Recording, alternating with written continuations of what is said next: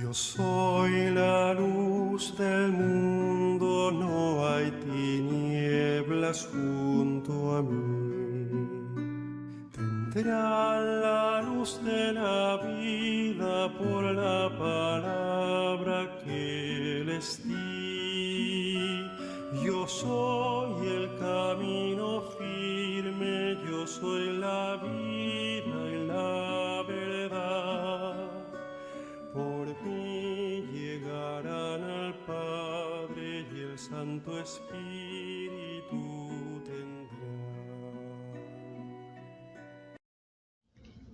Soy todo tuyo y cuanto tengo es tuyo, oh mi amable Jesús, por María, tu Madre Santísima. La lectura para hoy es la de Juan 2, del 13 al 22. Como ya estaba próxima la fiesta judía de la Pascua, Jesús fue a Jerusalén. En el templo se encontró con los vendedores de bueyes, ovejas y palomas. También estaban allí sentados detrás de sus mesas los que cambiaban dinero. Jesús, al ver aquello, hizo un látigo de cuerdas y echó fuera del templo todos con sus ovejas, sus bueyes, tiró al suelo las monedas de los que cambiaban dinero y tumbó sus mesas. Y a los vendedores de palomas les dijo: quiten eso de aquí, no conviertan la casa de mi Padre en un mercado. Los discípulos recordaron las palabras de la Escritura: el celo por tu casa me devora. Los judíos intervinieron y le preguntaron: ¿qué señal nos ofreces como prueba de tu autoridad para hacer esto? Jesús respondió: destruyan este templo y en 3 días yo lo levantaré de nuevo. Los judíos le dijeron: han sido necesarios 46 años para edificar este templo y tú piensas reconstruirlo en 3 días. Pero el templo del que hablaba Jesús era su propio cuerpo. Por eso, cuando Jesús resucitó entre los muertos, los discípulos recordaban lo que había dicho y creyeron en la Escritura y en las palabras que él había pronunciado. Es palabra de Dios. Gloria a ti, Señor Jesús. Del libro del Tratado de la Verdadera Devoción vamos a meditar los numerales 97 al 100. Los devotos presuntuosos son pecadores, aletargados en sus pasiones o amigos de lo mundano. Bajo el hermoso nombre de cristianos y devotos de la Santísima Virgen se esconden el orgullo, la avaricia, la lujuria, la embriaguez, el perjurio, la maledicencia, la injusticia. Duermen pacíficamente en sus costumbres perversas, sin hacerse mucha violencia para corregirse. Confiado en los devotos de la Santísima Virgen, se prometen a sí mismos que Dios les perdonará, que no morirán sin confesión, ni se condenarán, porque rezan el rosario, ayunan los sábados, pertenecen a la cofradía del Santo Rosario, a la del Escapulario o a otras congregaciones que llevan el hábito o la cadenilla de la Santísima Virgen, etc. Cuando se les dice que su devoción no es sino una ilusión diabólica y perniciosa presunción capaz de llevarlos a la ruina, se resisten a creerlo. Responde que Dios es bondad y misericordia, que no nos ha creado para la perdición, que no hay hombre que no peque, que no morirán sin confesión, que basta un buen Señor peque a la hora de la muerte, y añade que son devotos de la Santísima Virgen, que llevan el escapulario, que todos los días rezan puntual y humildemente 7 Padre Nuestros, Ave Marías en su honor, y algunas veces el rosario o el oficio de la Santísima Virgen, que ayunan, etc. Para confirmar sus palabras y enceguecerse aún más, alegan hechos verdaderos o falsos, poco importa, que han oído o leído, en que se asegura que la persona muerta en pecado mortal y sin confesión, gracias a que durante su vida rezaron algunas oraciones y cumplieron algunas devociones en honor a la Virgen, resucitaron para confesarse, o su alma permaneció milagrosamente en el cuerpo hasta que se confesaron, o a la hora de la muerte obtuvieron de Dios, por las misericordias de la Santísima Virgen, el perdón y la salvación. Ellos esperan correr la misma suerte. Nada en el cristianismo es tan perjudicial a la gente como esta presunción diabólica, porque ¿cómo puede alguien decir con verdad que ama y honra a la Santísima Virgen mientras sus pecados hiere, traspasa y crucifica y ultraja despiadadamente a Jesucristo, su Hijo? Si María se obligara a salvar por su misericordia a esta clase de personas, autorizaría el pecado y ayudaría a crucificar a su Hijo. ¿Y esto quién osaría pensarlo? Presto a abusar así de la devoción de la Santísima Virgen, devoción que después de que se la tiene a nuestro Señor en el Santísimo Sacramento es la más santa y sólida de todas, constituye un horrible sacrilegio, el mayor y menos digno de perdón, después de la comunión sacrílega. Confieso que para ser verdadero devoto a la Santísima Virgen no es absolutamente necesario que seas tan santo, que llegues a evitar todo pecado, aunque esto sería lo más deseable. Pero es preciso, al menos, nota bien lo que digo, primero mantenerte sinceramente resuelto a evitar por lo menos el pecado mortal que ultraja tanto a la madre como al hijo. Segundo, violentarte para evitar el pecado. Tercero, inscribirte en cofradías, rezar los 5 o 20 misterios del rosario u otras oraciones para ayunar los sábados. Todas estas buenas obras son maravillosamente útiles para lograr la conversión de los pecados, por endurecidos que estén, y si tú, lector, fueras uno de ellos, aunque ya tuvieras un pie en el abismo, te aconsejo, a condición de que las realices con la única intención de alcanzar de Dios, por intercesión de la Santísima Virgen, la gracia de la contrición de los pecados y vencer tus hábitos malos, y no para permanecer tranquilamente en estado de pecado, no obstante los remordimientos de conciencia, el ejemplo de Jesucristo, de los santos y las máximas del Santo Evangelio. El propósito de hoy es: mortificaré mi vista y mi otro sentido en todo lo relacionado con el sexto mandamiento, ofreciendo a Dios mis luchas contra las tentaciones de la impureza, por las muchas personas que en el mismo momento tengan peores tentaciones que yo, de traicionar su matrimonio o su consagración a Dios, o bien de cometer cualquier otro acto impuro. Y además meditaremos la lectura que hemos leído, los numerales del Tratado de la Verdadera Devoción, y también Gálatas 2:20, no soy yo el que vive, sino es Cristo el que vive en mí. Porque un matrimonio que se casa sin ser virgen es un matrimonio que tiene que enfrentarse a muchos demonios. A pesar de que la unción sacramental del matrimonio nos protege, y estando en gracia de Dios el diablo no tiene poder sobre nosotros, tenemos heridas que son las heridas de la impureza que cometimos antes del matrimonio. Esa impureza es un territorio por el cual el diablo puede respirar.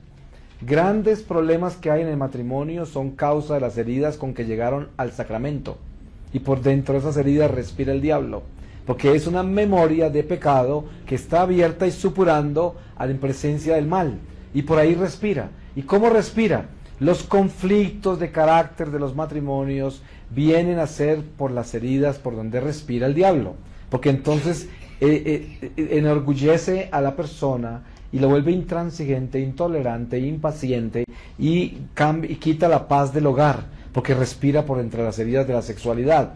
Muchos matrimonios tienen los más graves problemas dentro de la sexualidad, después del acto sexual o antes del acto sexual, o por la actitud con la sexualidad en el matrimonio.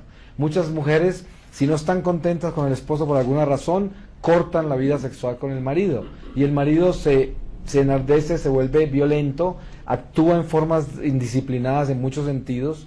Lo mismo en viceversa, uno o el otro. Y son problemas que tienen que ver con la sexualidad. Cuando un matrimonio pelea siempre, después de tener una vida sexual pacífica y armoniosa, es porque hay heridas de antes del matrimonio. Pero todo esto se sana, porque mire que si el Señor les habla a ustedes con esta información, ¿por qué les está dando la información? Pues porque quiere que ustedes la sanen, ¿cierto? Cuando uno descubre algo en su vida, Dios quiere que usted lo sepa, Para cometer un pecado se necesitan 3 condiciones. Ustedes saben eso como católicos, ¿cierto? Por eso una persona es inocente de un pecado si no tiene las 3 condiciones.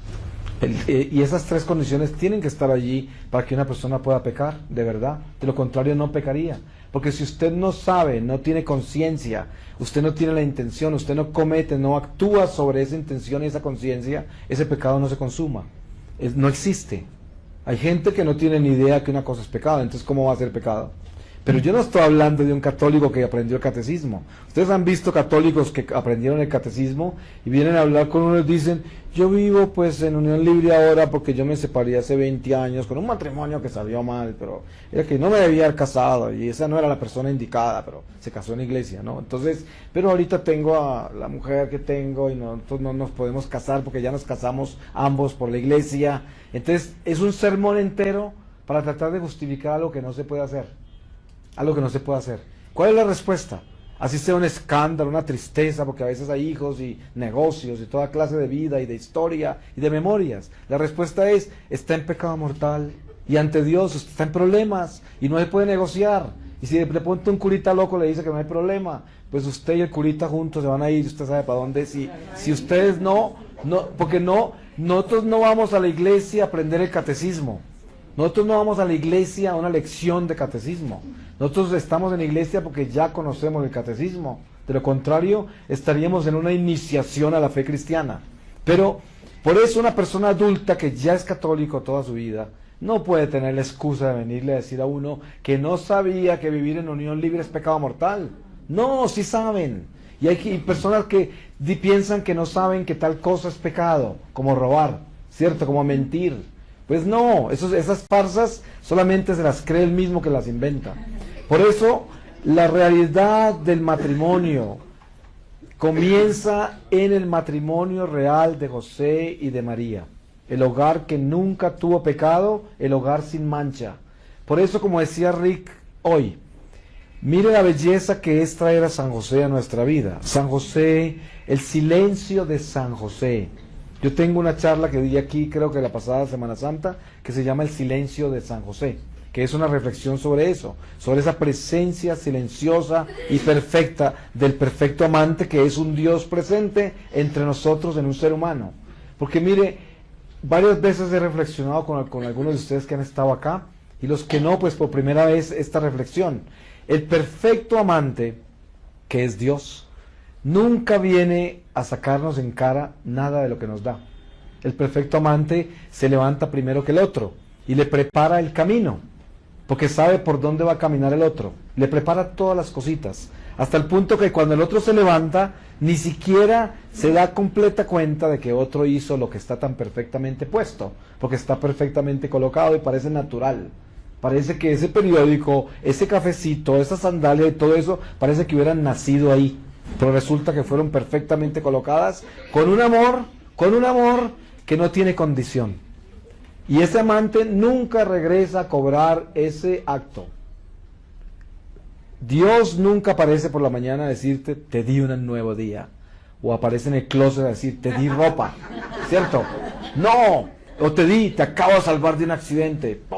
Nunca, Dios no aparece así, pero Él es el que produce todas estas cosas y no se mueve nada sin su voluntad.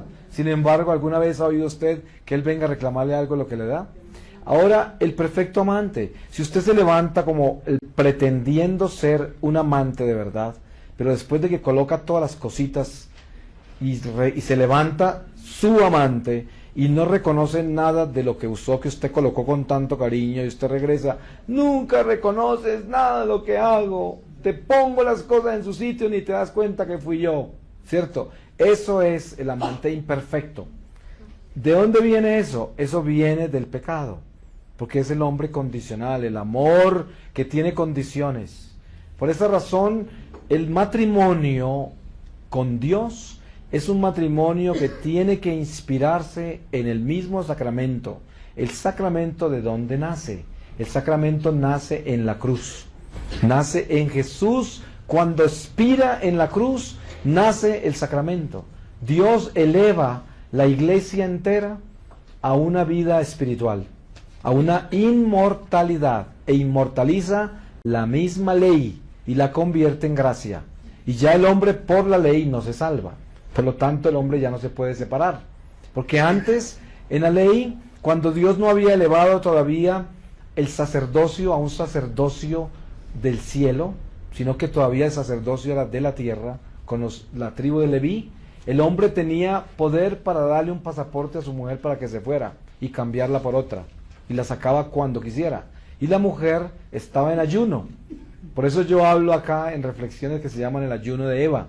Tengo una enseñanza sobre eso, que es el silencio en que Dios puso a la mujer desde el destierro hasta que regresó Jesús. La mujer no tenía voto ni derecho de nada. Hay mujeres excepcionales en la Biblia, pero que fueron heroínas que Dios escogió en manera particular, pero eran excepciones dentro de la Biblia. Pero en realidad todas las mujeres quedaron en silencio hasta que Jesús regresó, y Jesús ya se sentó con ellas a hablar, que fue un escándalo para los judíos, porque un hombre, y mucho menos un rabino, como lo llamaban a él, que le dieron la estatura de rabino, porque era un maestro, un sabio, un profeta, y sabían después que era el Mesías. Pero este hombre hablaba con las mujeres y hasta con la samaritana, con todas. Y por eso todas las mujeres lo seguían a él, porque las mujeres por primera vez vieron un hombre de verdad. ¿Y qué pasa cuando una mujer ve un hombre de verdad? Se enamora completamente. Por eso se salvó María Magdalena, porque María Magdalena tenía a los hombres de juguete, porque nunca encontraba uno de verdad. Entonces jugaba con ellos, claro, y encuentra a Jesús, el hombre verdadero. Se enamoran de él todas las mujeres y lo siguen. Entonces, este es el encuentro con el verdadero amante, el verdadero esposo. Jesús es el esposo de nuestra alma. Por eso, cuando morimos y nos salimos de este cuerpo, no somos ni hombre ni mujer. El alma no tiene sexo. Y por lo tanto, el divino amante es Jesús. Y por eso se habla de las vírgenes necias y las vírgenes fieles con el aceite para la lámpara, preparadas para el esposo. Ese es el alma. Nosotros, todos nosotros, nos casaremos con Jesús. El ejercicio del matrimonio en la tierra. El matrimonio católico tiene todos los elementos para la santificación, para encontrar la santidad. Aquel que vive el matrimonio católico verdaderamente con la unción que la Iglesia nos da, se purifica en la tierra y se santifica y estará preparado para encontrarse con el esposo perfecto que es Jesús, por el ejercicio que hizo en la tierra entre hombre y mujer, porque aprendió a perdonarse, tenía tolerancia, paciencia, estuvo en las buenas y en las malas, siempre estuvo presente en ese matrimonio, aprendió a vivir una cristificación y purificación por intermedio de los sacrificios que trae la unión de dos personas imperfectas en un solo cuerpo, en una sola carne, bajo un sacramento santo que es el sacramento del matrimonio. Pues lo podríamos definir como el tema de la fecundación in vitro, el problema moral que se ha planteado en España en concreto, pero en muchos lugares del mundo, con el tema de los embriones congelados, etcétera. Sabéis que, si no me equivoco, el 25 de julio, el Consejo de Ministros, el último Consejo de Ministros pues, del mes de julio, antes de las vacaciones, aprobó un proyecto de ley de reforma de la ley de reproducción asistida, que es la que en España regulaba el tema de la fecundación in vitro, y que fue aprobada en el año 1988, allá cuando existían pues, gobiernos socialistas. Entonces esa ley estaba pendiente de algún tipo de reforma.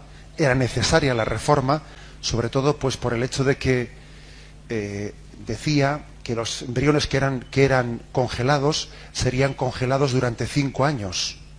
Y luego no decía qué pasaba después de los 5 años. Pues bien, ya había muchos embriones que llevaban bastante más que 5 años congelados, y ya evidentemente la ley, aunque solo sea por eso, ya exigía una reforma, y todo el mundo estaba pendiente de ese tema.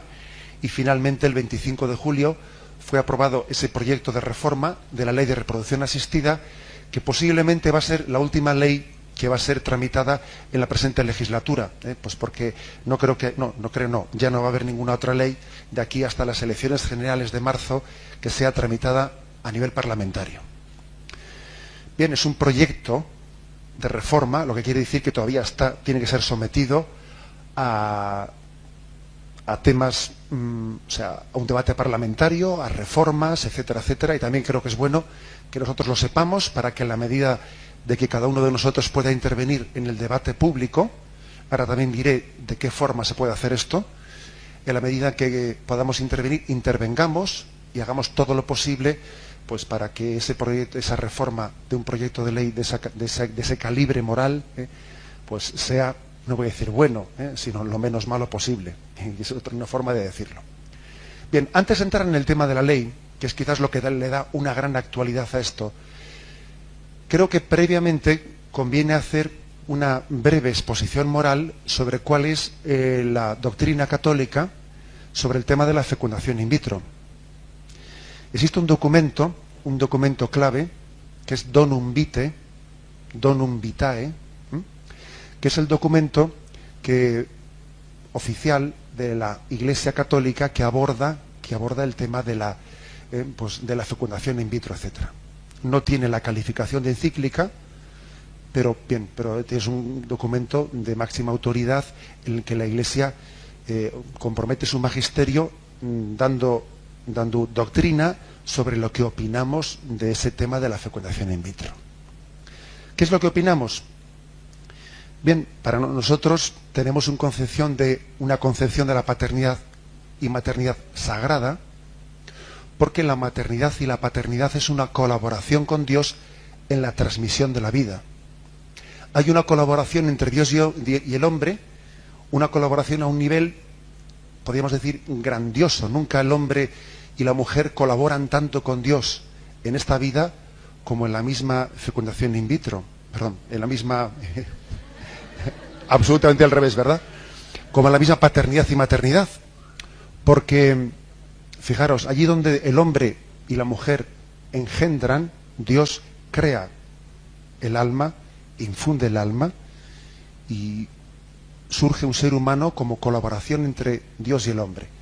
Cuando decimos, ¿no?, eso de hemos tenido un niño y Dios nos ha dado un niño, decimos esa expresión, y a veces cuando te vienen los padres así con un niño para bautizar, pues yo les suelo decir esa expresión, ¿no? Habéis tenido un niño, Dios os ha dado un niño. ¿Cuál de las dos expresiones es cierta? Las dos son ciertas, en dos niveles distintos. Los padres han tenido un niño en el sentido de que han puesto en marcha un proceso biológico de engendrar la vida, y Dios les ha dado un hijo en la medida que hay un acto creador del alma, y Dios ha infundido el alma en ese mismo acto de engendrar. Son dos dimensiones, la biológica y podríamos decir también la ontológica de la creación del alma, que se funden en ese mismo acto de la concepción. Bien, ese es el punto de partida. Yo recuerdo de pequeño haberme criado, por lo menos los veranos, haber pasado allí los veranos en algún caserío de nuestra madre en el País Vasco, y recuerdo perfectamente haber visto cómo solía ir el veterinario pues a inseminar las vacas, pues para dejarlas embarazadas, etcétera, y eso jamás fue un problema moral, inseminar las vacas. ¿Por qué? Pues porque entendemos que las vacas no tienen esa dignidad equiparable al hombre. Las vacas son sencillamente pues un ser con una anatomía biológica, pero no tienen esa dimensión espiritual. No hay una creación de un alma que Dios infunda en el momento de la concepción. Por lo tanto, no hay ningún problema moral en inseminar pues una vaca.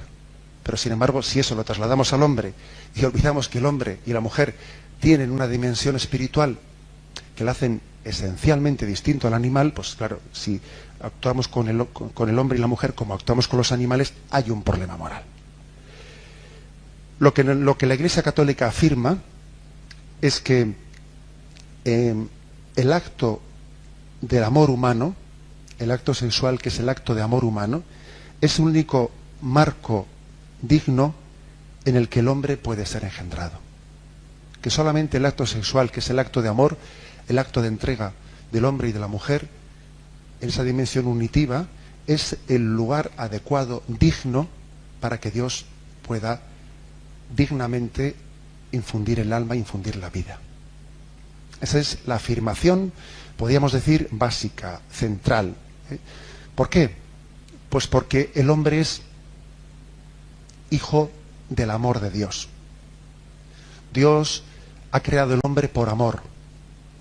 Y el hombre que es imagen y semejanza de Dios, pues es lógico, es de sentido común, que la forma que tenga también de transmitir la vida sea en un acto que sea imagen y semejanza de Dios, que es el acto de amor.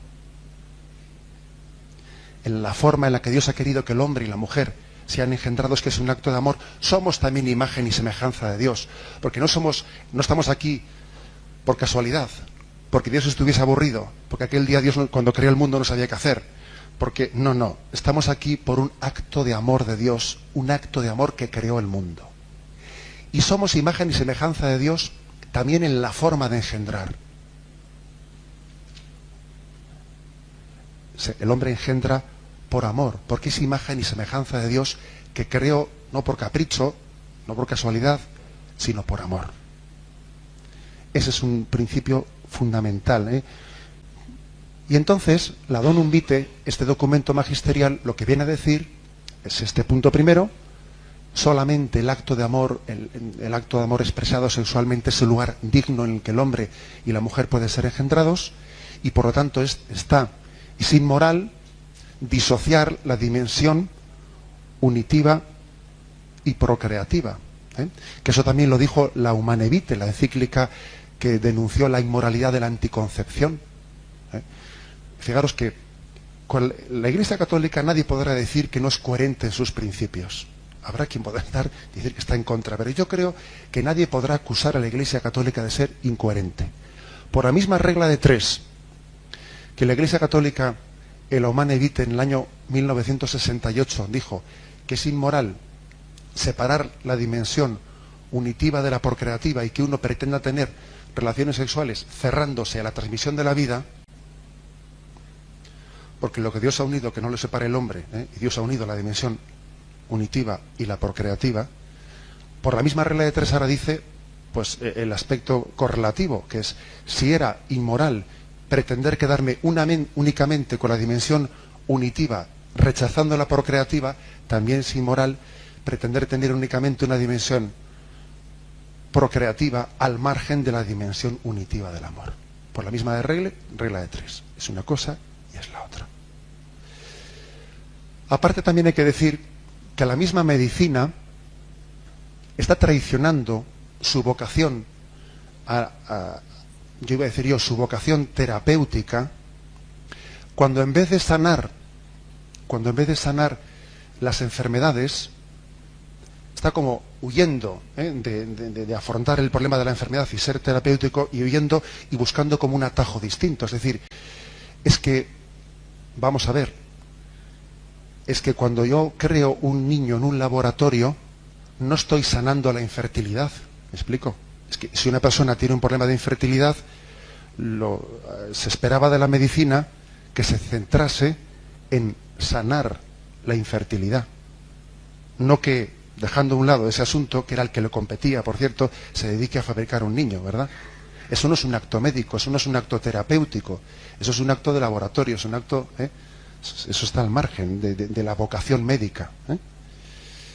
Lo mismo que también pasaba con el tema de la Humanae Vitae. Tampoco es un acto médico el que la medicina entre en el mundo de la concepción, de la anticoncepción. Es que es terapéutico, son terapéuticas unas pastillas para no concebir. Es como si uno va ante un médico y le dice, ¿me puede dar usted una pastilla para quedarme sordo esta noche? O me puede dar usted, no sé, una pastilla para quedarme cojo. Oiga, pero hombre, si la sordera no es una enfermedad para que yo le medique contra ella, o sea, es que precisamente oír es una función natural, ¿no? Es como si uno me va a poner un parche para quedarme ciego, pero hombre, eso no es un acto médico. Bueno, es que exactamente eso estamos haciendo, ¿no? Me estoy medicando para no ser fértil. Oiga, es que la fertilidad no es una enfermedad para medicarse contra ella. ¿Entiende? O sea, eso no es un acto médico. Eso es subvertir la finalidad de la medicina. ¿De acuerdo? Eso creo que hay que tenerlo claro. Bien, desde el punto de vista de la fecundación in vitro hay que decir lo mismo. Exactamente lo mismo. No es un acto médico fabricar un niño en un laboratorio, eso no es un acto médico.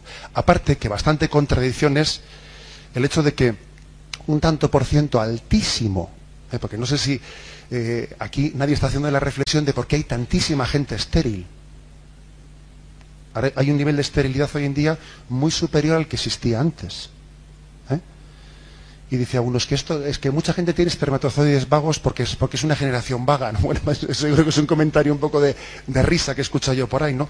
Pero evidentemente el nivel de esterilidad está muy, muy ligado a la utilización de anticonceptivos. Pero claro, lo que no puede ser es que una persona está utilizando anticonceptivos, está metiéndose hormonas en el cuerpo para ser estéril durante una fase de su vida. Luego, cuando ya llega una edad que no es la más propia para la maternidad, por cierto, que ya llega una edad en la que ya pues la maternidad está al límite ya, pues entonces deja de tomar esas hormonas y ahora quiere concebir.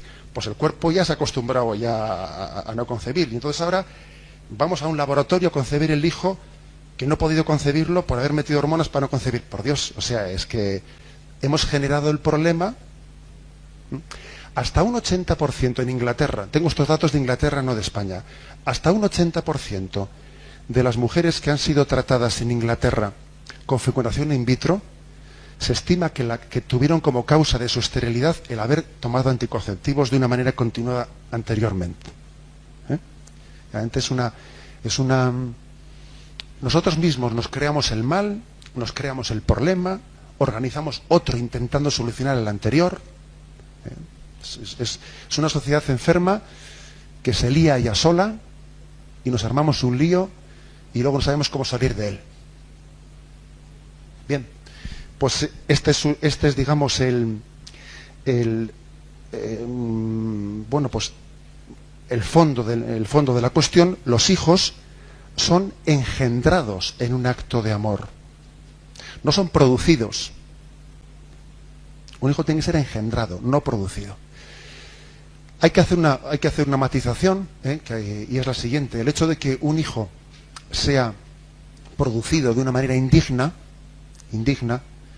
no quiere decir que ese niño tenga menos dignidad que el que ha sido engendrado moralmente. Él no tiene culpa. Dios también en su gran misericordia y en su gran paciencia hacia nosotros, cuando alguien ha sido engendrado de una forma indigna en un laboratorio, Dios por eso a esa persona no le deja de infundir el alma, no deja de darle pues la misma dignidad de ser humano que el que ha sido engendrado. ¿De acuerdo? El acto de engendrarlo ha sido inmoral. Ahora, el pecado ha sido pues de los padres y de toda una cultura que ha rodeado ese acto, que a sus padres les ha conducido a eso. Pero es así. Hay muchas personas que van a la fecundación in vitro totalmente ignorantes. No hace mucho ahí en Zumárraga recuerdo haber recibido una visita que me dejó perplejo, ¿no? Y me dice una persona, viene uno, además venía haciendo footing, entró a mi despacho y me dice: oye, José Ignacio, el otro día escuché en la radio que eso de la fecundación in vitro es inmoral para la Iglesia Católica. Y digo, pues sí, pues es verdad. ¿Y me explicas por qué? Bueno, pues intenté explicarle, ¿no? Dijo, pues es verdad, pues yo eso nunca me lo habían explicado. Y claro, eso tiene su razón de ser. Pues el caso que ese hijo que el otro día bautizaste, ¿no? Pues es de fecundación in vitro, ¿no? Me dice. Y al niño ¿qué le pasa? Yo, pues al niño no le pasa nada. Y me dice, oye, y ahora tengo un problema, porque yo soy camionero y cada vez que paso allí por Basauri, en Bilbao, suelo saludar a otros dos hijos que tengo congelados allí. Yo siempre les saludo cuando paso por la clínica, me dice, ¿no? Yo decía, bueno, y dije para mí, bueno, este por lo menos tiene conciencia, tiene conciencia de lo que es la vida, ¿no? O sea, dije, bueno, sí, es que es poco brutote hablando, ¿verdad? Pero hay que reconocer que el hombre tiene conciencia de que tiene dos hijos en el frigorífico, ¿no? Que es terrible decirlo, y cuando pasa por ahí con el camión le saluda, ¿no? O sea, vamos a ver, también hay que, digo con esto, que aunque la fecundación in vitro sea en sí un problema moral grave, muy grave, también te llegas a encontrar personas que tienen una ignorancia impresionante. Porque de estos temas no se habla, ¿sabéis? O sea, de estos temas tampoco, a veces nos callamos, no decimos nada. Y te encuentras a personas buenísimas que con una, yo diría, con una ignorancia, pues quizás inculpable por su parte, han llegado a meter la pata pues a unos niveles muy gordos. También igual tenemos culpa todos un poco de no haber predicado estos valores morales, ¿no? De haberlos callado un poco. Bien, el caso, nosotros decimos, la vida debe ser engendrada, no fabricada, eso no es digno. Y además la fecundación in vitro tiene más problemas. Eso que os he dicho es el problema de fondo. Pero también tiene más problemas. Por ejemplo, la fecundación in vitro puede ser lo que se llama homóloga o heteróloga, ¿no? Homóloga quiere decir cuando es un hijo ha sido producido o ha sido engendrado con el óvulo de la madre y los espermatozoides del marido. Pero heteróloga es cuando pues se ha buscado pues el espermatozoide de otra persona, los óvulos de otra, que por cierto no sé quién me contó el otro día, pues que no sé qué clínicas pues a los chicos por ir a ser donantes de esperma les dan muy poco, ¿sabes? Creo que les dan un bocadillo y poco más, ¿eh? Pero a las chicas para hacerse donantes de óvulos pues les suelen dar más o menos como lo que cuesta un fin de semana, pues para 30 euros para pasar el fin de semana, ¿sabes? Y uno va allí, le hace una estimulación ovárica para producir óvulos, se los sacan, bueno, con esto ya tengo para el fin de semana. Eso es así, ¿eh? El otro va y si uno va y es donante de esperma, pues a este le dan un bocata y un poco más, ¿sabes? Eso es más barato, ¿no? Es que es terrible, ¿eh? Es que ojo, ¿eh? Es que es terrible. Entonces, la verdad es que otro de los pecados que todavía se añaden a esta cuestión, pues es el hecho de que si la fecundación in vitro es heteróloga, todavía eso atenta contra la integridad del matrimonio. Sí. Este es nuestro hijo, sí, este es nuestro hijo por decir algo, ¿no? Vamos, es el hijo del que fue allí, que quería un bocata, que tenía hambre, y el otro que... O sea, es que, ojo, es que eso atenta contra la integridad del matrimonio, ¿no? Aparte que quien dijo, bueno, aquí yo voy, que me saquen unos óvulos y tal, eso es esa persona qué responsabilidad tiene en su vida, ¿no? La fecundación in vitro heteróloga todavía añade un drama mayor cuando atenta contra la integridad del matrimonio. ¿Y os pensáis que estas cosas no afectan para nada a la unidad del matrimonio? Y un jamón. Estas cosas, claro que afectan a la unidad del matrimonio, porque la unidad espiritual y la unidad biológica pues, están perfectamente unidas. No son cuestiones que se pueden disociar. Lo espiritual, lo biológico, tal, no, todo eso forma una unidad, que es la que unifica y une el matrimonio. Bien, pero además hay más problemas todavía. Pues eso fuese poco. Hay más problemas porque la fecundación in vitro supone una complicidad moral muy grave pues con una práctica abortista. Porque claro, si yo resulta que empiezo a fecundar óvulos, ¿no? Empiezo a obtener embriones y digo, mira, no le veo yo espabiladito, tiene el citoplasma un poco, no me gusta, fuera. Le veo yo un poco lento subdividiéndose, ¿sabes? Porque en 5 horas resulta que en vez de subdividirse pues las células en 8, que es lo bueno, en 5 horas ha subdividido 4 solo, no tiene un poco de agilidad. Venga, fuera. Y entonces hacemos una práctica eugenésica terrible, que consiste en la que uno se constituye en árbitro de la vida y subdivide los embriones en viables y no viables. Venga, no es viable, fuera, parece que es viable, tal, ¿no? Tiene mala cara. Y entonces resulta que la fecundación in vitro supone una manipulación eugenésica muy grave, y supone una complicidad con el aborto, claro. Es verdad que desde el punto de vista, o sea, en la concepción natural, también existen esa especie de abortos naturales. Pero dos cosas. Primero, son naturales. Tú no te constituyes en árbitro de la vida de decir, tú va aquí, pero hombre. Y en segundo lugar, en cuanto a número, son muy inferiores ese número de abortos naturales que se producen que los abortos artificiales, los abortos que se están produciendo en la fecundación artificial. Es muy superior el número de abortos que en la fecundación natural. Y aparte tú eres cómplice moral de ellos. Eso es otro problema muy grave en la fecundación in vitro. Porque claro, te dicen, en España hay unas hay un nivel de fecundación in vitro muy bueno porque hasta el 24% prosperan. O sea, ¿me está usted diciendo con eso que el 76% se ha quedado por el camino? Es que claro, lo está usted diciendo, ¿no? Está, por lo tanto, intrínsecamente ligado, necesariamente ligado, la fecundación in vitro a una complicidad con el aborto, con una selección eugenésica del aborto, en la que uno se constituye un poco en el doctor Mengele, y está diciendo, venga, tú para aquí, tú para allá. Eso es otro problema moral serio. También este documento de la Donum Vitae, habla no solamente de la fecundación in vitro, sino también de la inseminación artificial. Y por inseminación artificial quiere decir pues que no ya que un óvulo y un espermatozoide sean concebidos en una probeta, en un laboratorio, sino que se haga una inseminación artificial, que quiere decir que bien sea el semen del marido o de otra persona distinta, se insemine artificialmente en una mujer al margen del acto sexual. Aunque es cierto que la inseminación artificial no tiene tantos problemas como la fecundación in vitro en cuanto a complicidad con el aborto, en cuanto a ese tipo de cosas últimas que he dicho, sigue siendo inmoral porque supone violar el principio antropológico que he dicho al principio, que es que únicamente el acto de amor puede ser el lugar legítimo y digno en el que la vida sea concebida. Por tanto, sería inmoral todo aquello que sustituyese el acto de amor.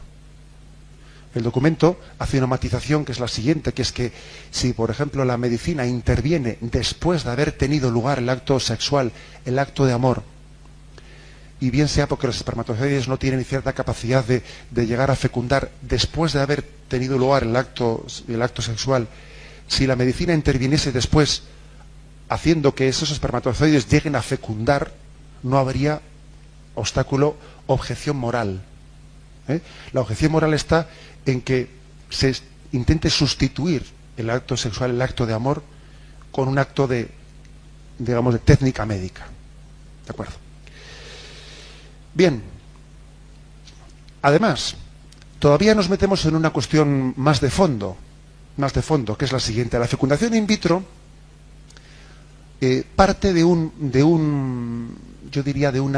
mentalidad básica, que es una concepción de la sociedad en la que parece que uno se cree con derecho a tener un hijo.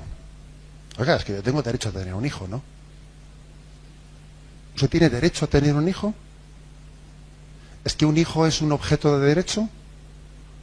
¿O un hijo es un sujeto de derecho? Vamos a ver. O sea, verdaderamente partimos de una concepción en la que uno dice, bueno, yo ¿por qué no voy a poder tener un hijo? Si lo tiene el otro, pues yo lo puedo a cualquier... No, eso es una equivocación. Tenemos una filosofía egoísta, ególatra, egocéntrica, en la que uno parece que tiene que satisfacer sus deseos.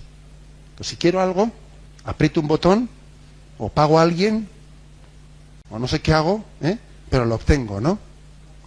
Y desde esa concepción, así egocéntrica, pues uno traslada eso al tema de la paternidad y parece que tiene derecho a tener un hijo. Es que el sentido nuestro, nosotros pensamos, fijaros, que el hijo, o sea, que la adopción es un derecho del hijo a tener unos padres. La adopción no es un derecho de los padres a tener un hijo, sino un derecho de un hijo a tener unos padres.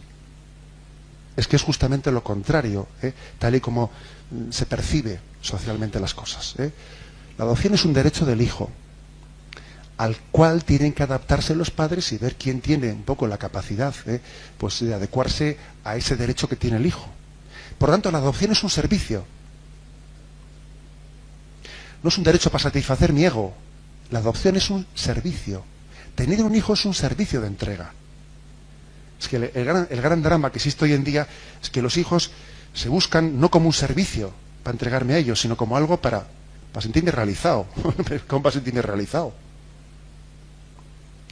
Si me permitís un pequeño excursus, suele ocurrir a menudo que cuando te vienen unas parejas a casarse, pues te dicen, no, es que ahora queremos disfrutar de la vida, más tarde ya tendremos hijos y tal, ¿no? Ahora, claro, hay que disfrutar de la vida, tú verás, a veces un poco de en plan, a quien puedo decírselo, porque tampoco vas a ofender a alguien, ¿no? Pues le dices, disfrutar de la vida. Si yo fuese tu hijo te diría, mamá, no me tengas, que no quiero amargarte, hombre, ¿eh? O sea, verdaderamente hay una concepción en la que parece que pasa, que el hijo viene a amargarte, o cómo era esto, ¿eh? Entonces, claro, resulta que pasan los años, no tienen hijos porque dicen que quieren disfrutar de la vida. ¿Qué ocurre? Pues que con el paso del tiempo, cuando el diablo no tiene nada que hacer, ¿sabes? Pues con el rabo matamoscas, ¿no? Pues lo que ocurre es que esa pareja empieza a no aguantarse y a falta de algo por lo que entregar su vida y por lo que desgastar lo mejor de sí mismos, empiezan a no aguantarse uno con el otro y empiezan a discutir por tonterías, entran en crisis y entonces el matrimonio empieza a colgar de un hilo. Y cuando ya la cosa está fatal, dicen, vamos a ver si tenemos un niño para ver si lo arreglamos. Y entonces de repente viene un niño y se fastidia del todo ya. Claro, es así. Entonces la gente busca un hijo, muchas veces lo busca como una terapia para autosatisfacerse, para ver si salvamos un matrimonio, para ver si no sé qué. Pero bueno, es que la paternidad es un servicio de entrega. Es un servicio de entrega.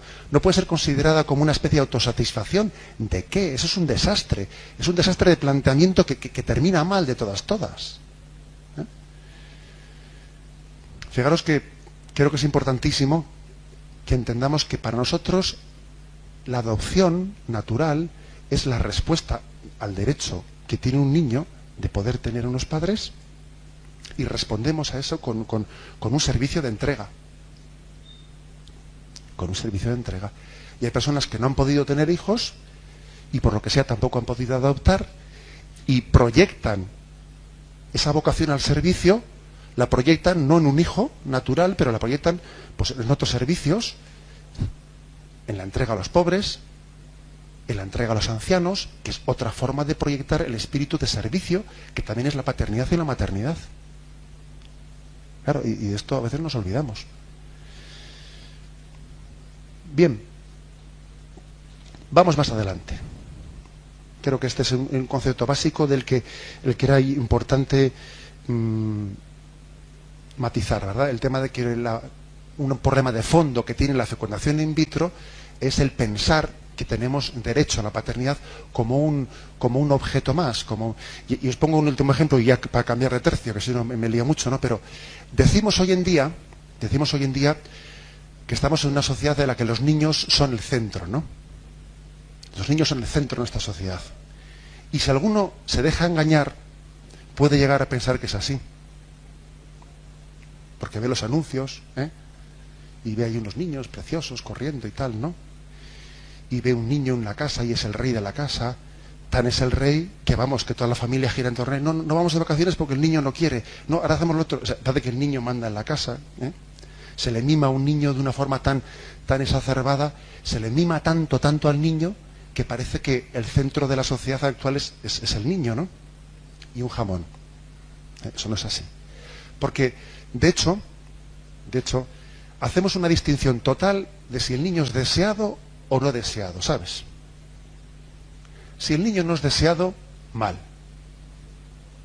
asunto. Has nacido agafado porque no eres deseado, te ha tocado la china, macho, Entonces, pues no eres deseado, vas a ser un desgraciado toda tu vida, porque es que va a haber un ambiente horroroso en casa. Lo más probable es que no nazcas, claro. Lo más probable es que no nazcas, porque como no eres deseado, acabarás allí, pues en un quirófano, tus meses de vida. Pero si llegas a nacer, por desgracia, ¿no? Si llegas a nacer, te vas a enterar lo que es no ser deseado. Ahora, como seas deseado, van a hacer de ti un caprichoso, te van a mimar, que vas a parecer que eres tú aquí, pues el emperador de esta familia. Al final, seamos claros, el centro de nuestra cultura, de nuestra sociedad, no es el niño, sino que es el deseo del adulto. Si lo deseo, lo idolatrizo. Si no lo deseo, me lo quito de encima. No es cierto que nuestra cultura tenga la vida y los niños en el centro y en su cénite, en su cumbre. No es cierto.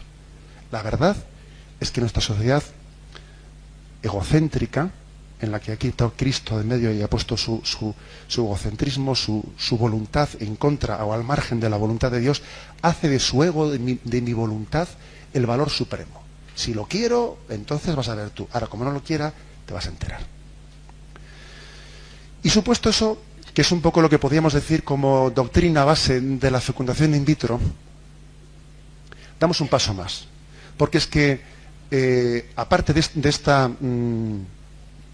cuestión, hay un problema grave, que es el problema de ¿y qué pasa aquí con el tema de los embriones congelados? Porque es que la ley de 1988 permitía congelar embriones. Se fecundaban varios embriones, como hay una tasa de fallo en la implantación muy grande, pues para no molestar tanto a la mujer o hacer continuas fecundaciones, pues igual se fecundan 20, venga, te voy implantando de 5 en 5 y el resto los congelo. Esto ha sido así.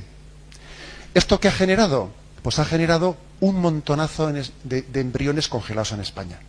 Que hasta ahora, ingenuos de nosotros, nos pensábamos que eran 25.000 o 30.000. Y ahora resulta que en este proyecto de ley el gobierno ha pedido a las clínicas que censen cuántos tienen, y en poco tiempo hemos sabido, y todavía no está completado el censo, que ya son más de 200.000. Que solamente había en Valencia una clínica en Valencia que tenía ya los 30.000 que se supone que eran para toda España. Ingenuos de nosotros. También vaya falta de responsabilidad por parte del gobierno ni siquiera saber cuántos embriones hay congelados. Vaya falta de responsabilidad. Bien, pero vamos, cuando alguien no quiere ver, mira para otro lado. Bueno, pues hay un problema muy grave, que es el problema de qué pasa con esos embriones congelados. Entonces, primera cuestión. El proyecto de reforma de ley sobre el que la Conferencia Episcopal sacó una nota, no muy larga, sobre ese proyecto, corta. El proyecto de ley nace, o afirma nacer, vamos a decir, ¿no? Pretende nacer con la intención de reformar dos artículos solos de la ley de 1988. Entonces, esos dos artículos que reforma, uno de ellos es el hecho de que únicamente permite concebir tres embriones e implantar los tres. Y no permite congelar embriones, para así dejar ya solucionado el problema de que estamos aquí continuamente produciendo embriones. Bien, si eso fuese así, verdaderamente habría que decir que eso sería un avance. Habría que hacer aquí una pequeña matización que tenía que haber hecho al principio. Entendamos que el juicio que a nosotros nos puede causar esta ley de reforma de la ley anterior seguirá siendo una ley inmoral, porque sigue admitiendo la fecundación in vitro, ¿me entendéis? Por lo tanto, en la medida que una ley, una reforma de ley, siga admitiendo la fecundación in vitro, a nosotros nos seguirá pareciendo inmoral. Pero otra cosa distinta es que si limita los daños de la ley primera, puede ser, digamos, positiva en la medida en que limita unos daños superiores que tenía la ley anterior. Dice el Papa en la Evangelium Vitae, en el número 75, que un político católico podría votar a favor de una reforma de ley que en sí sea inmoral, siempre y cuando esté restringiendo una ley que fuese más inmoral todavía. Porque en ese caso está votando a favor de la restricción del mal moral anterior que era superior. Eso creo que más o menos lo entendemos. Ahora, lo que hay que demostrar en este caso, es que en este caso sea así. Ciertamente hay cosas, como dice la nota de la Conferencia Episcopal, que mejoran, que quedan mejoradas. Queda mejorado el hecho de que se diga a partir de ahora únicamente se podrán fecundar 3 embriones y no 20 como antes. Y antes a una mujer para que hubiese más posibilidad de éxito, se le implantaban 8 embriones. Si quedaba embarazada de uno, bien. Si quedaba embarazada de 6, ¿qué se hacía? Reducción embrionaria. De esos 6 que ha quedado embarazada, pues mato, porque con 6 la mujer va a acabar mal, ¿no? Pues venga, pues entonces, a pesar de que aquí ya venían los estellizos de Huelva, pero claro, aquellos tomaron una decisión contra los médicos, que es seguir adelante con los niños, Pero cuando uno tiene un embarazo múltiple, que es muy frecuente en estos temas, se hacía una reducción embrionaria. Pues si te has quedado embarazado de 7 porque te implanté 20, venga, pues matamos a 4 en un aborto selectivo. ¿Y cuántos quieres? 2, 1 solo, pues venga, pues te dejamos 1 solo o 2 a la carta. Se hace una reducción embrionaria.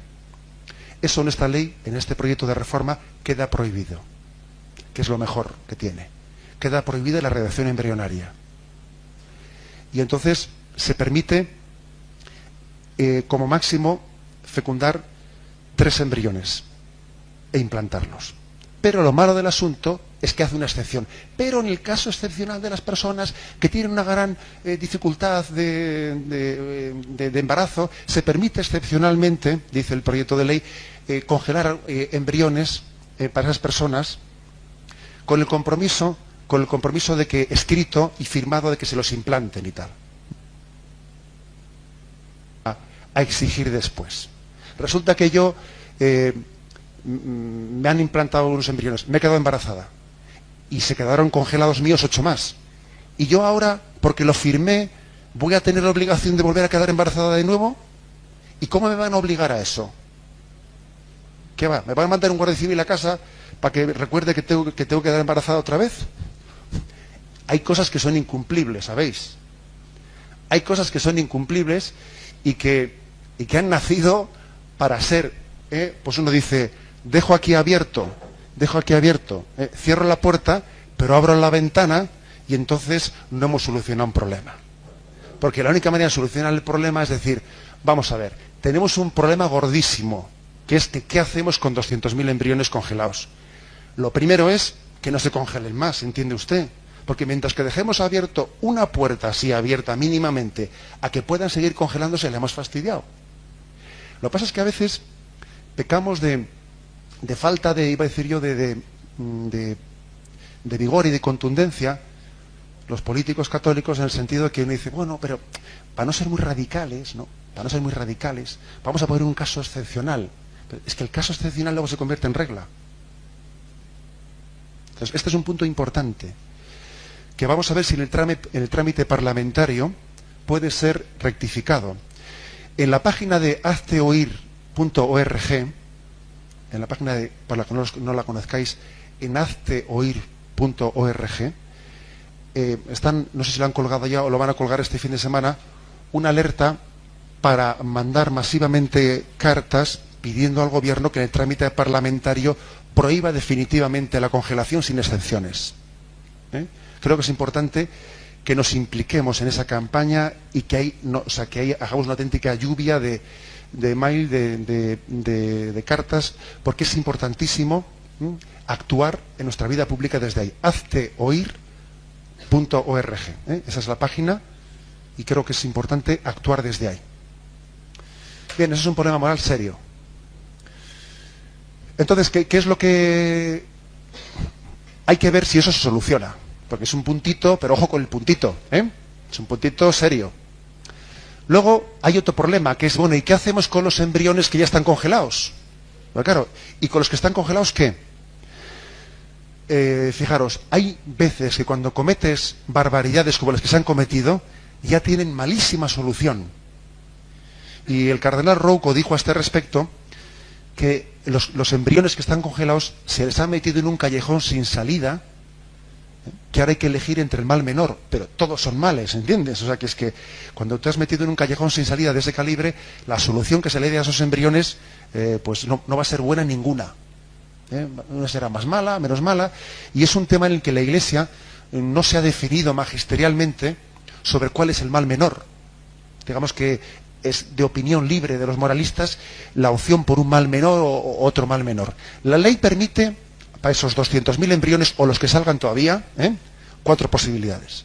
Una primera es que la madre misma se lo implante. Una segunda es que la madre diga, no, yo no lo quiero, se lo doy en adopción a otra. Una tercera es, bueno, lo dejo descongelar y que muera él sin más. Una cuarta es, lo dejo descongelar y que con él se puedan experimentar con células madre. Entonces, vamos a ver. Una cosa que ha dicho la Conferencia Episcopal es que no queda claro en el proyecto de ley si la ley está diciendo los dejo morir y después de dejarlos morir los utilizo para experimentar o los mato para experimentar. ¿De acuerdo? Quiere decir que son dos cosas que hay que distinguir. No es lo mismo matar. Es decir, os pongo el caso de una persona que está enferman. No es lo mismo que cuando ha muerto se les traiga un riñón, que para tener el riñón más fresquito, le mato y se lo saco y lo tengo más fresquito. Oiga, la cosa tiene una diferencia, ¿no? Usted me tiene que decir claramente si está hablando de estar el riñón en vida para que exista más fresco o qué. Eso no queda claro en ese proyecto de ley. Eso tienen que definir lo que será otra de las cosas de las que también desde Hazte Oír, o también hay alternativas, pues se insistirá en alertas de intervención en la vida pública. Eso también es un punto importante, porque de hecho uno se lee ese proyecto, que me lo he leído unas cuantas veces, y yo no veo ningún sitio que me diga, aunque ellos dicen, sí, por supuesto, ya es estando muerto. Bueno, pues si es estando muerto, póngalo por escrito, por favor. Póngalo por escrito. No tenga miedo que quede escrito. Bueno, entonces, ¿cuál es el problema? Eso es lo que dice la ley. Pero desde el punto de vista católico, digo católico, aquí se plantea un problema muy grave. Y os digo, como os he dicho antes, que estamos entrando ahora en un tipo de opiniones en las que la Iglesia, a diferencia de lo que he dicho hasta ahora, en las que la Iglesia no se ha definido comprometiendo su magisterio. Pero aquí se plantean unos problemas muy graves. Porque claro, uno dice, por una parte parece que lo más lógico es decir, bueno, pues esos embriones vamos a intentar darles vida, ¿no? Los implantamos, ¿no? Los implantamos. Sí, pero ojo, eso tiene problemas, ¿eh? Eso tiene problemas serios. Como que, por ejemplo, si eso fuese así, claro, y yo empiezo a descongelar embriones para implantármelos, al descongelarlos resulta que también la congelación y la descongelación son causa de deterioro de los embriones. Con lo cual, el citoplasma, como he dicho antes, mira, está un poco negro, mal asunto. Este igual no es viable, quítalo. El otro no lo veo yo un poco muy ágil. Y vuelvo a hacer una selección embrionaria. En la que yo también me hago cómplice de ese pecado de aborto selectivo antes de implantarme. Con lo cual, claro, una cosa es que yo diga, bueno, me voy a implantar unos embriones, estén como estén, bien, pero ¿quién es el majo que hace eso? ¿Quién es el majo que dice, me implanto unos embriones aunque salga lo que sea? O sea, hay un problema moral serio en eso. Por otra parte, si el valor de la vida física, la vida biológica, fuese el valor último en esta vida, si fuese el valor supremo, lo proporcional sería que la Iglesia Católica dijese, venga, hay que hacer aquí un llamamiento, una cruzada, vamos a hacer un llamamiento a todas las chicas y mujeres católicas con capacidad de concebir embriones para que todas implanten embriones como sea. Claro, se supone que había que hacer ese llamamiento, ¿no? Pero creo que está bastante claro que es una cosa un poco desproporcionada, ¿no? Es una cosa un poco desproporcionada. Un poco desproporcionada porque, claro, intentando hacer un bien también creas un mal de la pera, que de repente yo me tengo que implantar un embrión y luego a ver cómo se lo digo a mi novio. O sea, es que verdaderamente entramos en lo que se llama que hay que aplicar el principio de proporcionalidad. No sé si es proporcional que por solucionar un mal creo otro montón de males de aquí te espero. A ver qué pasa aquí. O sea, entonces, también es por eso mal que la ley le importe un rábano implantarlos. Pero claro, porque de hecho ya en la fecundación in vitro, sin haber congelado ningún embrión, ya está teniendo lugar esa selección eugenésica de este no es viable. Entonces, si se hace ya en la fecundación in vitro, ¿qué más dará que se haga una vez descongelados los embriones? Pero estamos hablando aquí no de la ley, sino de lo que un católico puede hacer. O sea, yo me puedo implantar embriones y yo me hago cómplice entonces, de esa selección embrionaria de que este es viable, este no es viable, me lo quito, este igual viene mal, este no sé qué. Es un problemón. Es un problemón. Porque entonces me hago cómplice de un mal moral. Yo diría que es peor el mal moral que el mal físico. Dicho de otra forma, yo prefiero tener 3 hijos que mueran de muerte natural que no que 2 hijos me vivan y al tercero le maté yo. Ojo, ¿sabes? O sea, que es que cuando alguien se hace cómplice de un mal moral, eso es mucho más grave que un mal físico. En cualquier caso, estamos hablando de un tema que, como os he dicho, todavía la Iglesia pues posiblemente no. O sea, con el tiempo tendrá que hacer una iluminación de ver cómo lo discierne, porque esto no es un problema solo de España, es de más sitios. En definitiva, luego entramos un poco en las preguntas y tal. En definitiva, vamos a ver. Digamos que este proyecto de ley, desde nuestro punto de vista, tendría sobre todo dos cosas importantísimas para ser rectificado. La primera, y os insisto en que seáis militantes en esto, que seáis militantes, que en vez de jugar a hacer el bobo chateando y chorradas por el estilo, perdón la palabra, pues que nos metamos especialmente en hazte oír, y hay alternativas que son más o menos la misma gente, que están entre ellos más o menos coordinados, y que nos hagamos presentes a la tramitación de este proyecto de ley en el Parlamento. Yo creo que hay dos aspectos que tienen que ser subsanados. El primero, la permisión de la congelación, aunque sean casos excepcionales, que entendamos bien que congelar un ser humano es un acto brutal, inmoral. Yo creo que la congelación de un embrión es lo más parecido que existe en el siglo XXI a la esclavitud. Como cuando alguien tenía un negro que le ataba con una cadena y lo dejaba al lado suyo, ¿sabes? Que lo llevaba, lo traía, lo volvía a atar cuando no lo necesitaba, hasta que luego... Es que es la esclavitud del siglo XXI, pero bueno, es un concepto moral degradante en el que yo soy capaz de paralizar la vida humana a mi servicio. La vida humana, ¿yo cómo puedo paralizarla a mi servicio? Es una esclavitud en la que yo me convierto en dueño de la vida de otra persona.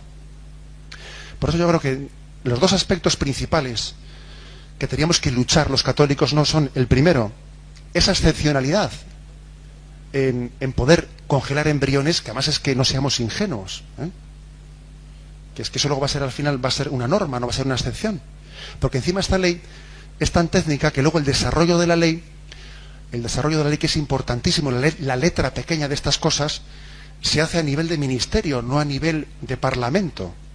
Con lo cual perfectamente puede ocurrir que luego, por ejemplo, venga un gobierno socialista en que, sin necesidad de cambiar la ley, a nivel de desarrollo de ministerio, de todo tipo, digamos, de protocolos, etcétera, de clínicas, cambia esos protocolos, cambia ese desarrollo sin tener que cambiar la ley, y te ha dado la vuelta al calcetín totalmente.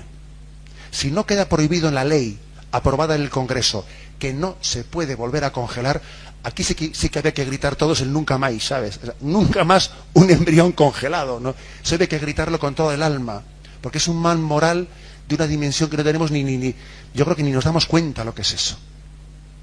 A veces nos echamos las manos en la cabeza por el chapapote, y digo, ¿chapapote? Vas a ver tú lo que hay en las clínicas por ahí de fecundación in vitro, eso es terrible. Ahí teníamos que gritar un nunca más un embrión congelado. Y en segundo lugar, habría que exigir a la ley, como se lo exige la nota de la Conferencia Episcopal, que tiene que quedar muy claro, si estamos hablando de que yo puedo utilizar el material biológico, las líneas celulares que puedo extraer de un embrión que ha muerto, o estoy hablando, por el contrario, de matarlo, para poder obtenerlas. Claro que es cierto que científicamente es más fácil obtenerlas si las hago si está vivo. Sí, pero oiga, ya sabemos también, me imagino que será mejor un riñón o un corazón de alguien que está vivo que sino que ha muerto hace unas horas, pero no es cuestión de matarlo, ¿no? Y eso es otro punto que queda pendiente de ello. Bien, aunque habría más cosas, como ahora vamos a tener un tiempo de diálogo, de preguntas, etcétera, pues creo que también habrá tiempo de introducir las cosas en este diálogo. Yo termino diciendo una cosa. Aunque este es un problema, este es un tema de ética natural, creo que también se puede y se debe de introducir un argumento religioso, aunque sea de consumo interno para nosotros, de consumo interno, que nos demos cuenta del valor del embrión humano. Y es lo que he dicho al principio de la oración de entrada, es decir, el hecho de que hemos pensado alguna vez que el Hijo de Dios se hizo embrión en el seno de María. ¿Hemos pensado eso? Que el Verbo de Dios, el Verbo encarnado, fue embrión en el seno de María. Si resulta que aquel cigoto era persona divina, ¿le vamos a negar ahora el estatus de persona humana al embrión humano. Yo creo que sería algo impensable. Si fue persona divina aquel embrión que estaba en el seno de María, no va a ser persona humana el embrión ese que está congelado, ese embrión que es concebido. Por eso, ese embrión humano tiene derecho a ser concebido y a ser guardado en un seno con la misma dignidad, con el mismo cariño que fue acogido en María, el embrión del Verbo hecho carne. En el fondo, la Virgen María nos está dando un modelo, una referencia de cómo tiene que ser acogida la vida, con qué cariño, con qué acogida, con qué apertura, no con qué manipulación, no con qué grado de, sino con qué acogida y con qué seno, con un seno totalmente al servicio, a la entrega del don de la vida recibida de Dios. Creo que ese es también un argumento religioso que nos tiene que motivar mucho para luchar por la dignidad del embrión humano. ¿De acuerdo? Bien, pues yo igual abriría un turno de preguntas y así.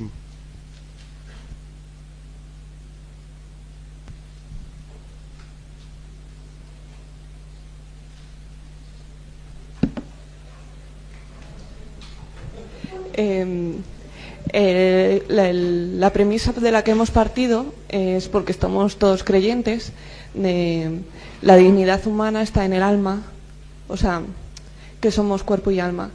Pero cuando estamos hablando con alguien que no es creyente y que no parte de esa premisa, ¿cómo defenderlo antropológicamente? Bien, en ese caso, ciertamente, pues cuando la Declaración de los Derechos Humanos habla de la dignidad especial del ser humano, la dignidad que el hombre es irrepetible, tiene unos derechos en los que nunca puede ser un medio, sino que es un fin en sí mismo, etcétera, etcétera, está claro que hay declaraciones universales de los derechos humanos que reconocen la dignidad del hombre, pero no la fundamentan.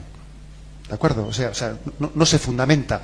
No se dice, y el hombre tiene esta dignidad pues porque tiene un alma espiritual, porque es imagen de Dios. No, se afirma la dignidad, ¿sabes? Se afirma la dignidad sin decir de dónde proviene, lo cual es un problema. Porque las afirmaciones gratuitas, si no están bien fundamentadas, pues en un momento histórico determinado están bien vistas y en otro de repente viene Hitler y dice lo contrario, ¿sabes? Porque no hay una fundamentación que la sostenga. Entonces es un peligro. De todas maneras, te voy a decir una cosa. Yo creo que estamos en un momento histórico en España que tenemos que aprovechar, que es el desaguisado. El desaguisado que hay con qué hacemos con no sé cuántos mil embriones congelados. El desastre que todo el mundo está diciendo ahora mismo, un montón de diputados en el Congreso que no saben qué hacer con esto, que es una patata caliente, que no saben de cómo agarrarla. Es un momento muy adecuado para hacer reflexionar, y todo esto viene de la fecundación in vitro, tú. Como dice ese refrán, de aquellas lluvias vienen estos lodos, ¿sabes? Porque, francamente, los que tenemos este principio católico no necesitábamos este desmadre para convencernos de la inmoralidad de la fecundación in vitro. Pero creo que debemos de aprovechar esta situación para abrir los ojos a mucha gente y decir, te das cuenta como que el que mal empieza, mal acaba. Porque generamos problemas. Cuando uno aborda una cuestión de una manera inmoral, acaba después produciendo situaciones más inmorales que la que tenía el punto de partida. Entonces yo te diría, ciertamente es un problema profundizar en un diálogo con una persona que no parte de unos principios claros, pero creo que en su mismo lenguaje hay que decirle, es que el hombre no puede ser fabricado, no puede ser producido. El hombre tiene una dignidad, es una persona humana, fruto de una relación interpersonal. El hombre es una persona y es fruto de una relación interpersonal. No puede ser fabricado como un producto, como una cosa. Esto más o menos sería el lenguaje personalista, ¿sabes? El lenguaje personalista de decir, el hombre es persona y es fruto de una relación interpersonal y no es una cosa que se produce en una fábrica. Que creo que sería el lenguaje propio de quien no entiende argumentos teológicos, ¿sabes? Pero bueno. ¿Alguna pregunta? Bueno, has dicho antes que la medicina en el marco terapéutico puede meter mano, por decirlo de alguna manera, después de un acto de amor, ¿no? Que podría en el marco terapéutico. Entonces, si entramos en el aspecto de una mujer estéril, o sea, ahí la medicina, no sé. O sea, no sé si me entiende lo que te estoy diciendo. O sea, puede ser perfectamente. Hombre, en este caso concreto, claro, yo ni soy médico, ni sé si habrá aquí algún médico, por cierto, pero una mujer puede tener infertilidad por muchos motivos y puede necesitar estimulación ovárica, que en sí una estimulación ovárica no es inmoral, porque tú estás haciendo una estimulación ovárica que después, tras hacerla, pues podrá quedar embarazada posiblemente tras un acto sexual natural de amor con su marido. O otro montón de posibles terapias contra la esterilidad femenina. ¿De acuerdo? Porque yo me estaba refiriendo al tema de la inseminación artificial cuando he dicho eso antes, pero no, al margen de ese tema hay muchas terapias para sanar el motivo de la infertilidad de esa mujer, que puede ser una estimulación ovárica, puede ser una determinada medicación, etcétera, etcétera, etcétera. Bien, creo que eso es un poco, o sea, cuando yo he dicho antes eso de que la Donum Vitae hace esa salvedad de que la inseminación artificial no es tal, sino que es natural cuando alguien ha tenido un acto sexual natural y después de haberlo tenido, pues por ejemplo, imagínate que ese semen no tiene la capacidad de llegar al óvulo y puede ser ayudado, etcétera. Pero eso es otro caso distinto. Lo que sí que os puedo decir es que un problema que tiene hoy en día la ginecología es que se están destinando muchísimos recursos económicos en vez de a sanar las enfermedades de esterilidad, en vez de eso se están destinando a este otro tipo de técnicas artificiales de fecundación de la vida. Me gustaría saber cuánto hubiésemos avanzado en la medicina si todo lo que hemos gastado, ¿sabes?, pues para fabricar la vida, lo hubiésemos gastado en investigación para sanar las enfermedades. Aparte de lo que he dicho antes de que muchas veces la esterilidad es, bueno, pues se ha llegado a alcanzar la esterilidad, a generar esa enfermedad por la anticoncepción, que esa es otra. Bueno, es que cuando has hablado de la cuarta opción sobre los embriones congelados, que era la de investigar con las células embrionarias, pues no me ha quedado muy claro una cosa. Y es que, por ejemplo, si al final el proyecto este de ley o lo que sea dice que las células se extraen después de la muerte del embrión, ¿la Iglesia aceptaría el estudio con células madre embrionarias? Sí, o sea, es decir, la Iglesia no tendría un problema moral en decir que un embrión que ha muerto naturalmente pueda ser utilizado como una fuente de obtención de un material biológico, de líneas celulares, etcétera, etcétera. ¿Por qué? Pues porque estamos hablando de un principio de que no es bueno, pues algo similar a si un cadáver puede ser utilizado para la experimentación o para lo que fuere. Vale. Es que entonces a mí se me plantea una duda, porque no es igual experimentar con células madre embrionarias que con células madre adultas. Y si, por ejemplo, utilizásemos esas células madre embrionarias, por ejemplo, para curar la diabetes, entonces, en el momento en que se terminaran, la gente que, por ejemplo, se hubiese curado de diabetes, se curaría, pero el resto de la gente no. Entonces podrían decir, oye, ¿y por qué a mí no? Ya sí.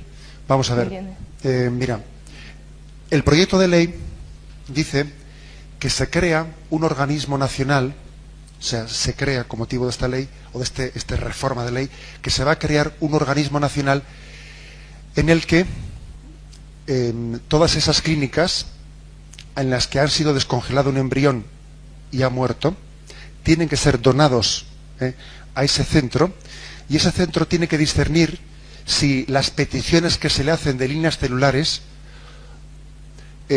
pueden ser solucionadas con células adultas. Si pueden ser solucionadas con células adultas, no se les concede esa utilización de célula madre embrionaria.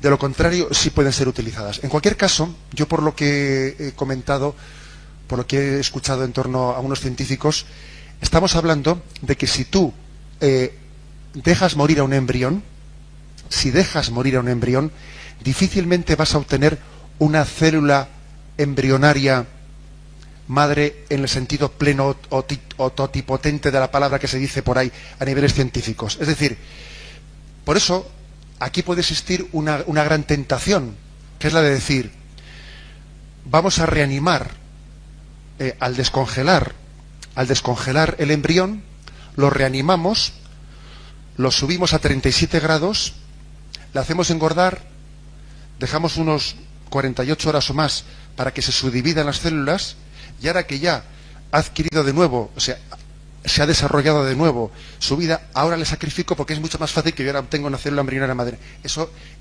si fuese así, la Iglesia no lo admitiría jamás. Porque es que es como si yo a un enfermo le reanimo, le saco de una parada cardiorrespiratoria, le reanimo, y después de haberle reanimado digo, y ahora por ti, ¡zas, hombre! O sea, vamos a ver, eso no puede ser, ¿eh? Eso no puede ser, o sea, no es proporcional que yo esté reanimando un embrión para luego sacrificarlo. Oraciones que se rezarán durante los 12 días preliminares. Ven, Espíritu Creador, visita las mentes de tus siervos, llena de la gracia de lo alto los pechos que tú creaste. Tú, que eres llamado Paráclito, don de Dios Altísimo, fuente viva, fuego, amor y unción espiritual. Tú, septiforme en el don, dedo de la paterna diestra. Tú, auténtica promesa del Padre, que enriqueces las lenguas con palabras. Enciende lumbre en los sentidos, infunde amor en los corazones, corroborando con vigor constante la fragilidad de nuestro cuerpo. Rechaza más y más lejos al enemigo.